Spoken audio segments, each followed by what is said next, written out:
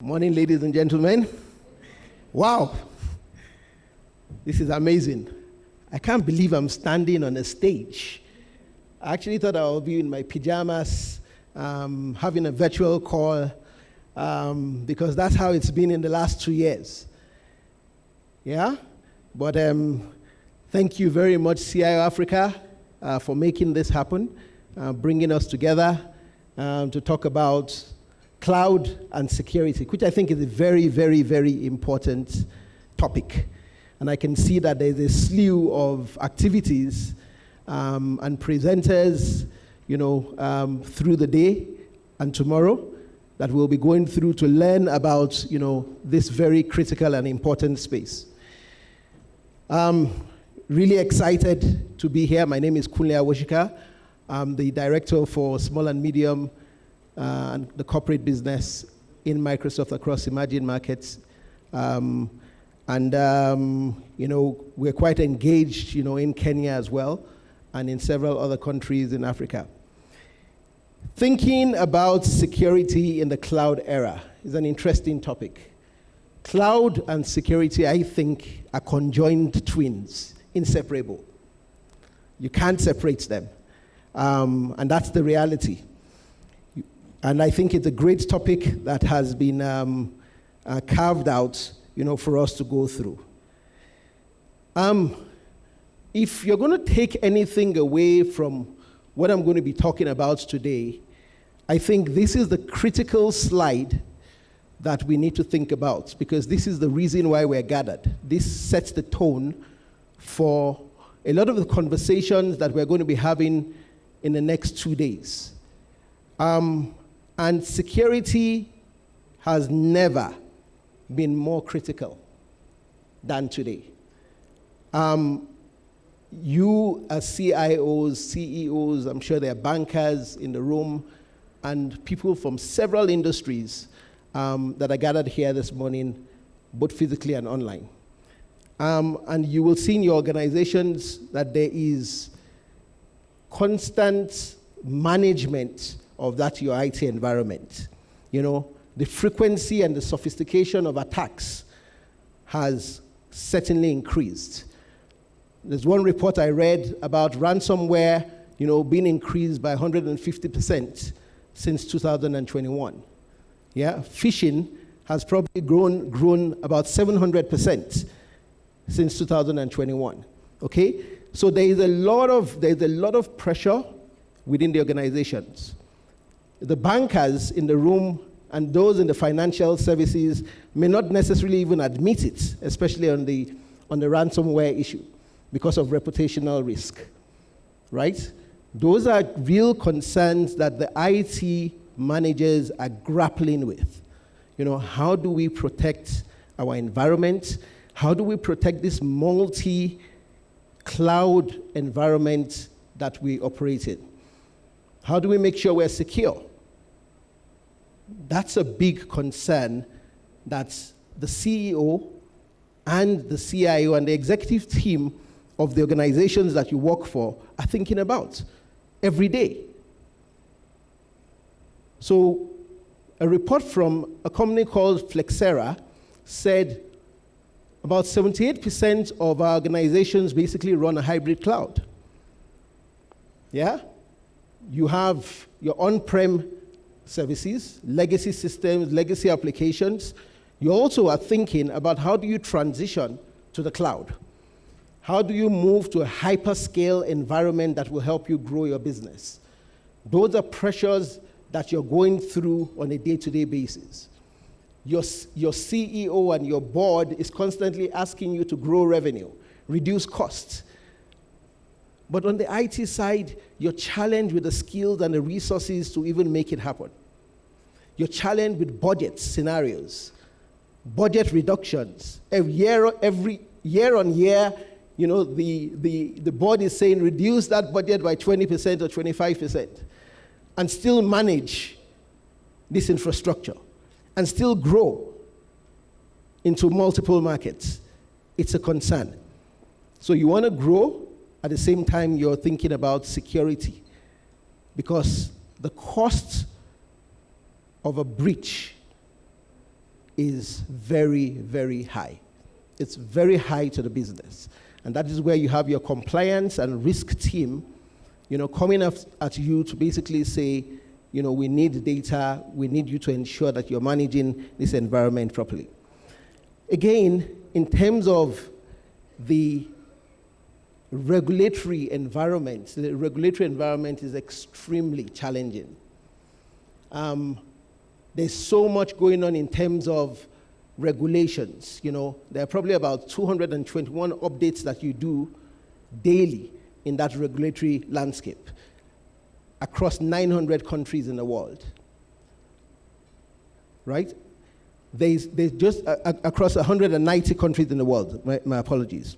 There's so much going on in that regulatory landscape. GDPR is something that you need to think about. How do you protect my personal data? How do you ensure that that is not stolen? Right? How do you make sure that information that is within your environment is kept properly? So hyperscale operators like us, data processors, think about this on a day-to-day basis, because we at Microsoft basically say we run on trust. We run on trust. We sell trust. We don't even say we sell the cloud. We say we sell trust. It's like going to your bank and basically saying, I want my cash. The teller is not going to ask you, or you're not going to ask the teller, I want to see where the vault is. You basically want your money immediately. You want your money. It's a service, right? It's the same thing. We cloud providers basically say, whenever you need your data, you have it. We can deal with all the regulatory issues like HIPAA, in the healthcare sector. There's so many regulations that are coming up, day in, day out. In the financial sector, everything is being regulated today. So this slide is quite interesting. On the right side, you can see that this is an industry. I think on the right side, yes. This is an industry that is thriving. Yeah?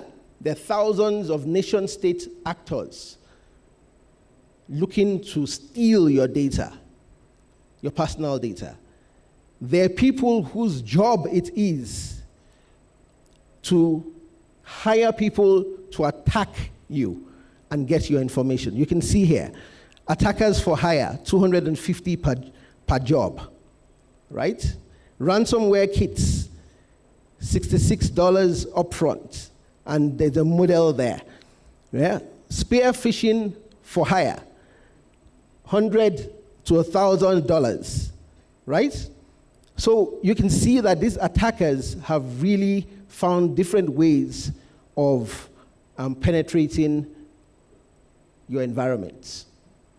And this is something that is a joint responsibility for all technology companies to really understand that this is not an individual company's challenge. This is a collective challenge. In Microsoft, we have the blue team and the red team. We have some guys in the red team who are constantly thinking about how to hack the system. They're paid for it. How do you get into the system? Because we know that we're a big target across the globe. We know that we offer global services across all of the countries in the world. So we had to devise a strategy of employing people who basically try to attack the system. And the people on the blue team who are actually defending the system and saying, you can't really get in. Then you now check where those vulnerabilities are and fix it. So there are these scenarios that happen. And you can see also, for us who are lazy about our passwords and we put in 1, 2, 3, 4, I can see some people smiling in the room. The 1, 2, 3, 4 passwords. And that is an invitation for being attacked. immediate invitation for being attacked very, very quickly. You can see that if you have multiple numbers, lower cases, upper cases, and symbols, it takes a very, very long time before a hacker is able to penetrate your environment. So, like the healthcare sector, one of the things that Microsoft prides itself in is we are the first responders. Like the healthcare sector, the nurses and doctors are the first responders in dealing with health cases. We basically, in our organization, are protecting over 650,000 organizations across 120 countries daily from being attacked. We're analyzing 24 trillion threat signals every day. So we have products like, I'm sure some of you use them, like Azure, Dynamics 365, Microsoft 365, all of these tools emits signals, and they go through our 66 data centers across the globe. We're analyzing this data regularly. We have what we call the Microsoft Intelligence Threat Center. We have the Digital Crimes Unit, which are teams of resources that are experts in cybercrime and cybersecurity, basically trying to analyze and scan all of this data. We're constantly tracking all the nation-state actors across 140 groups across the globe. Those are serious actors who are well-resourced, very well-resourced, more resourced than any of the organizations that we can think of in Africa. They have the money, they have the time, And the only thing we can do is ensure that we modernize our systems, and we try to move a number of our applications to the cloud. We're blocking 32 billion email threats last year alone, So these are just numbers that I wanted to talk about in terms of some of the challenges that we face and what companies like Microsoft, not only Microsoft, are doing on the back end. So this slide basically talks to this whole Web 3.0 that we all live in today. Today, the lines are blurred between our personal lives and our business lives. At times you're at home, you're working, COVID has taught us. Everybody went into remote working. Everybody. There were lockdowns across the globe. People were getting their information at home, not going to the office. At the same time, there are people who are challenged, especially in the government sector, where they could not get access to their data because, they weren't really using modernized systems. They were using legacy systems. Some people weren't even able to communicate across the organization, so things stopped.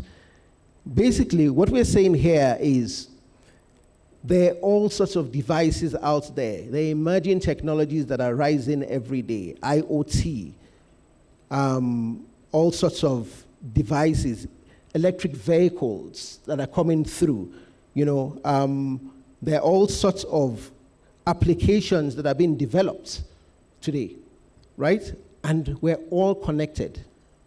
I had a story recently about this casino in Washington where they had a fish pond and they wanted to check the salinity of the water, and they put an IoT sensor into that fish pond.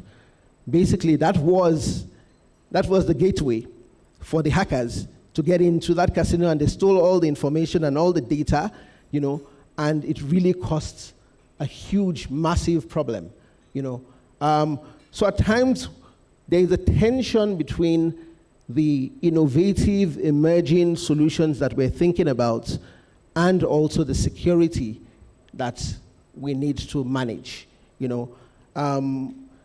Organizations want to grow into multiple countries. Today in Africa, the new buzzword is, I'm in a startup. I'm running a startup in fintech, or in healthcare, or in health tech, or in agri-tech.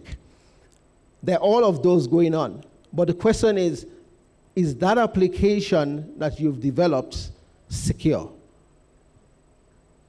What is the design structure? What is the architecture? Where are the skills to ensure that that application that you've developed as a global product is secure? And these are things that you need to think about. So the way we think about it, we have a comprehensive approach. We know that there are endpoints. We know that you use email. We believe that identity is truly the new firewall today. It starts with identity. That's the true firewall. Okay, that's what we need to start understanding and protecting. We have a massive data estate. There's so much information out there that you're emitting. There's an explosion of data, okay? And there's obviously the cloud that is being utilized, for expansion. Now, the way we think about this as an organization is that we think about security, compliance, identity, endpoint management, privacy. As I mentioned earlier, that's a big, big concern, because of the risk management that you need to think about as an organization. And of course, we're aware that there is also the multi-cloud and multi-platform environment. So we take all of this into consideration as we think about designing products. Early 2000, Bill Gates was the CEO of Microsoft. And this was just after, I think, Y2K. And I think there was a massive challenge at the time. And one of the things, I think this whole security thing, started emerging and all, most people were on-premise then. One of the things he basically talked about was trustworthy computing. Designing the products is the most critical piece. The design of the products needs to be trustworthy. That security needs to be at the heart of the design in itself. And ever since then, we've taken that same philosophy even into the cloud era and going into the future. And that is why we talk about Microsoft runs on trust, because everything we do, from our cloud services, from our application development, our data estates, and all of that, we think about security at the heart of it. So this is the approach that we think about, identity and access management, threat protection. So we think about advanced threat protection. As I mentioned, there are all sorts of devices and means that these hackers are thinking about. But we have solutions that basically help protect you, from these emerging threats. Information protection, sensitive data, high sensitive data, low sensitive data, medium sensitive data. How do we make sure that you understand the sensitivity of the data? What can you put on-prem and what should go into the cloud? How do we separate data from structured to unstructured data? Those are the things that we think about as a company. And of course, the cloud security and the underlying infrastructure that you operate with.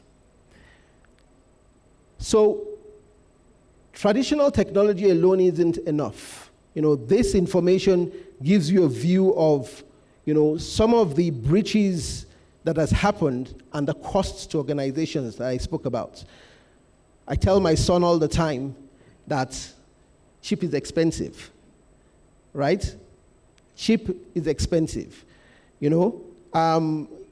go and have conversations with CIOs, in the organizations and talk to them about really modernizing their systems. And I know that I've seen many of my technology partners, in the room. And one of the things is, we don't have budget to do this. The next thing we hear is that you've been attacked. Sorry. We told you. We told you. Cheap is expensive. And the boards need to hear this. If you want to grow the business, you really need to ensure that you cannot compromise on security. So, in my last few slides, and I know that I'm running over, investing in security as a company is extremely critical. We think about our customers. We have thousands of partners out there. We have alliances that we engage with, and collaborators. We have governments that we talk to regularly. This is our world that we deal with on a day-to-day basis. We understand the trends. We understand the fact that there is a hybrid world and there is need for hybrid work, that there is a requirement for cloud security. We know that the emerging technology is all about AI and automation, which helps improve efficiency. We understand that there is insider threats, and that's where a lot of the challenges come from, even within the organization. We understand that we know and understand IoT security and the importance of data privacy. Microsoft, over the last 5 years, has been investing $1 billion per year on security, uncompromised. And the way we've done this is not that we build the skills internally, but we even do it through acquisition, So you can see that, as we innovate, as we think through the future, we've consistently thought about how do we get the skill. And the skill may be, actually teaching people within your organization and developing that, or you're acquiring that skill externally. And these are some of the companies that we bought and that we've engaged with over the last couple of years. But the interesting piece here is we're not just thinking about the last 5 years, we're thinking about the next 5. And we're quadrupling our investments to $20 billion. And that talks about the criticality of security. This is the number one priority of every CEO and every board on planet Earth. Security is the number one priority. And we understand that. That is why we're putting our money where our mouth is. $20 billion is no small change in the next 5 years. It's a big deal. If you think about that, you will hear, some of what all these reporters, Gartner, Forrester, IDC are talking about, Microsoft being a leader in security compliance and identity management. There are many reports, that show what we're doing. I'll close with my last slide. I've talked about Microsoft and, what we're doing and our approach and, how comprehensive, we have our solutions and all that. But the reality is that there is no such thing as a perfect security. There's none. No such thing as a perfect security. We all need to ensure that understand that this is everybody's responsibility. It's not one person's responsibility. Everybody is responsible for this challenge or to address this challenge, And this is where I know that in the next 2 days at this event, there will be a lot of discussions around, how to drive better security and have a better security posture within your environments. And I'm sure that with the many panel discussions that will take place and many presentations that will happen, and we'll go deeper into some of the solutions that you could think about, I'm sure that there will be answers at the end of the day. Thank you very much.